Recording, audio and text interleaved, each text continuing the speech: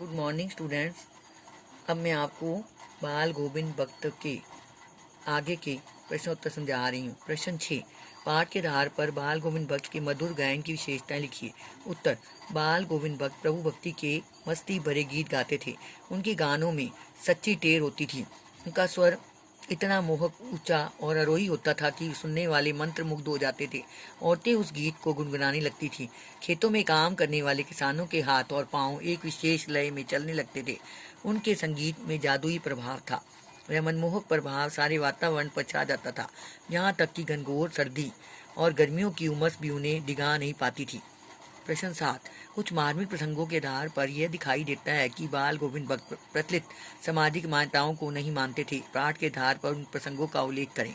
उत्तर, बाल गोविंद भक्त सामाजिक मान्यताओं को नहीं मानते थे, ऐसा निम्न प्रसंगों से पता चलता है।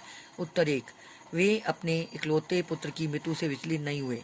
2, वे अपनी पुत्र वधु को रोने के स्थान पर उत्सव मनाने को कहते हैं क्योंकि आत्मा परमात्मा के पास चली गई। 3, उन्होंने पुत्र की चिता को अग्नि पुत्र वधु से दिलवाई। नंबर 4, समाज की परवाह न करके पुत्र वधु को दूसरी शादी करने का आदेश दिया। प्रश्न 8, धान की रुपाई के समय समूचे माहौल को भक्त की स्वर लहरियां किस तरह चमत्कृत कर देती हैं?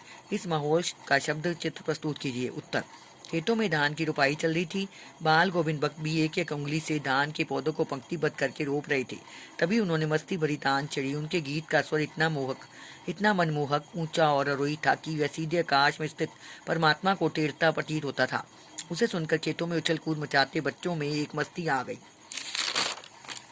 मेड़ों पर बैठी औरतों के गाने के लिए बेचैन हो उठे।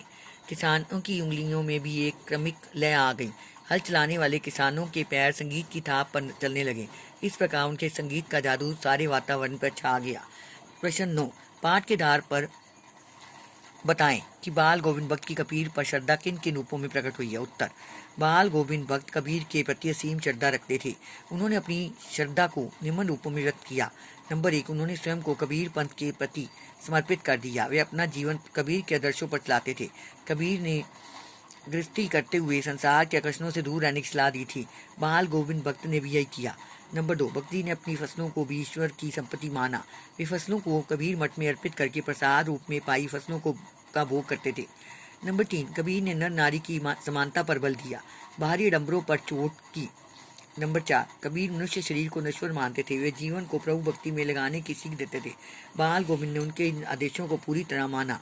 उन्होंने अपने पुत्र की मृत्यु को भी उत्सव में बदल दिया। वे अंत तक मस्ती भरे गीत गाते रहे।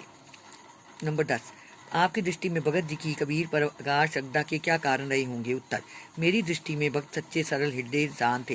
वे कबीर की भक्ति से प्रभावित हुए होंगे। उन्हें कबीर की साफ आवाज में सच्चाई नजर आई होगी। यह सच्चाई उनके हृदय में बैठ गई होगी। उन्होंने तब से अपनी आत्मा को कबीर के चरणों में झुका दिया होगा।